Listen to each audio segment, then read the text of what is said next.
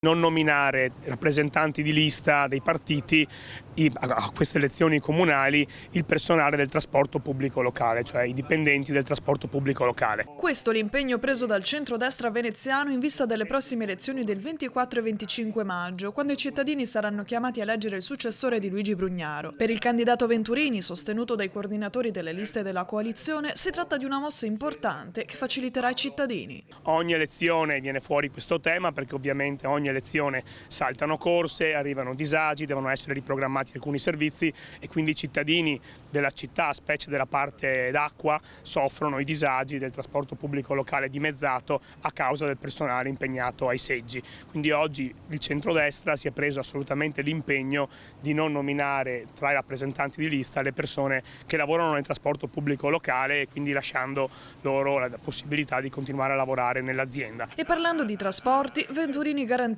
nessuna privatizzazione per ACTV, l'azienda del trasporto pubblico locale veneziano rimarrà pubblica. Nel nostro programma e nella nostra coalizione una delle priorità è mantenere ACTV l'azienda pubblica, il servizio in-house e quindi dare compiutezza al percorso fatto finora di mantenere ACTV azienda pubblica, asset importante del Comune di Venezia e soprattutto il servizio in-house, quindi nessuna privatizzazione, nessuna esternalizzazione.